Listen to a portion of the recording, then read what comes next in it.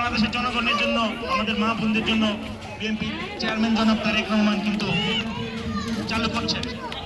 যদি আগামীতে প্রধানমন্ত্রী হতে পারে, তাহলে দেখেন আরেকটা বিষয় দেখেন, জনাব তারেক রহমান ঢাকা 17 আসনে নির্বাচন করছেন। আপনারা আসলে ভাগ্যবান যারা এখনকার ভোটার আছেন। সারা দেশের মানুষ কিভাবে নির্বাচিত হয়, আর আপনারা 17 আসনের যারা আছেন তারা কি পাচ্ছেন? আপনারা সবাই প্রধানমন্ত্রী পাচ্ছেন, আপনারা সবাই প্রধানমন্ত্রী পাচ্ছেন। তাহলে এটা কি অনেক অসুন্দর একটা জিনিস না? ভালো লাগছে না সবার? প্রধানমন্ত্রীর আসন আমি কিছু নাই পাইলাম, কিন্তু আমি তো বলতে পারবো যে আমার আসন তো প্রধানমন্ত্রীর আসন। আপনারা বলতে পারবেন না? তাহলে প্রধানমন্ত্রী যিনি এখানে আপনাদের মাঠে কিন্তু উনি সমাবেশ করেছেন, কিছুদিন আগে এসেছেন, আমরাও আসছিলাম, সবাই উনি কিন্তু আপনাদের ব্যাপারে বলেছেন অনেক কথা, যে যদি নির্বাচিত হন ইনশাল্লাহ, তাহলে এই যে যারা করাল বস্তুতে আছেন তারা খুব কষ্ট করতে হবে, তাদের জন্য প্রটোকল গ্রহণ করবেন, তার নামে তিনি ব্রেক দেবেন। বলেছেন না সবাই? সবাই শুনেছেন না? উনি বলেছেন না? সবাই শুনেছেন, বলেছেন যে এখানে প্রটোকল গ্রহণ করবেন, তাহলে তিনি এটাও বলেছেন যে তিনি এখানকারই সন্তান, এই এলাকারই সন্তান, এখানে তিনি খেলাধুলা করেছেন, এখানে তার বেড়ে ওঠে। সুতরাং এই যে এইখানকার জনগণের জন্য অবশ্যই ওনারা অনেক আবেগ কাজ করছে, অনেক টান মায়া কাজ করছে। সুতরাং উনি যদি প্রধানমন্ত্রী হতে পারেন, উনি যদি এখান থেকে নির্বাচিত হতে পারেন, তাহলে সেটা আপনাদের জন্য অনেক ভালো হবে, আপনাদের ভবিষ্যতের জন্য ভালো হবে। আপনারা ভালো থাকবেন সবাই। আমি আর বক্তব্য দিতে করছি না।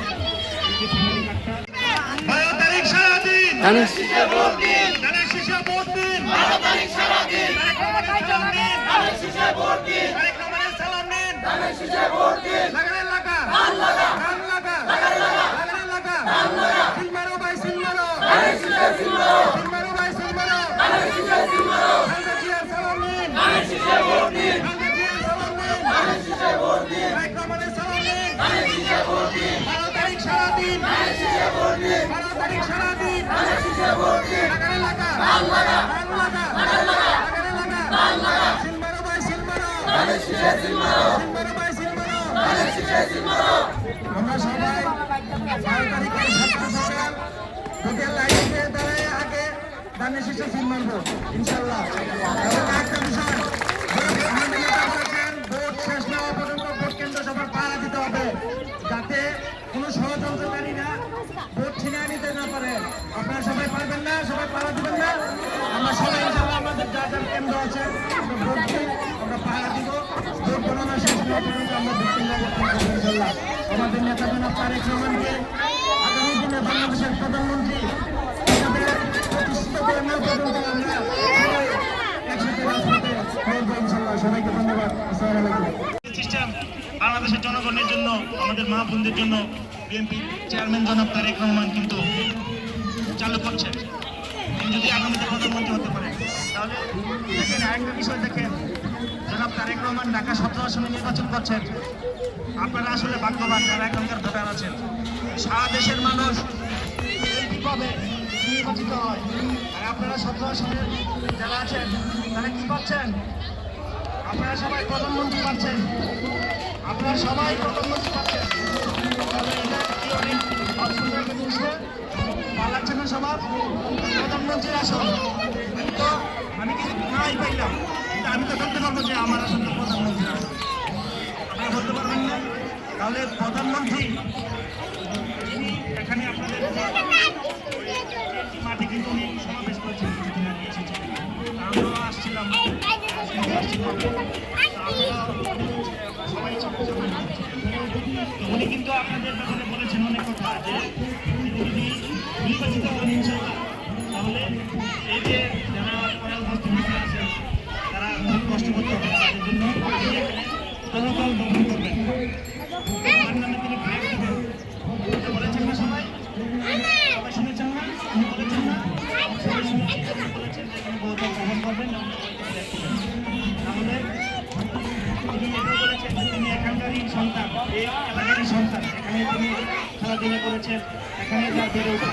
সুতরাং এই যে এইখানকার জনগণের জন্য অবশ্যই ওনারা অনেক আবেগ কাজ করছে, অনেক টান মায়া কাজ করছে। সুতরাং উনি যদি প্রধানমন্ত্রী হতে পারেন, উনি যদি এখান থেকে নির্বাচিত হতে পারেন, তাহলে সেটা আপনাদের জন্য অনেক ভালো হবে, আপনাদের ভবিষ্যতের জন্য ভালো হবে। আপনারা ভালো থাকবেন সবাই। আমি আর আমার বক্তব্য বিস্তৃত করছি না।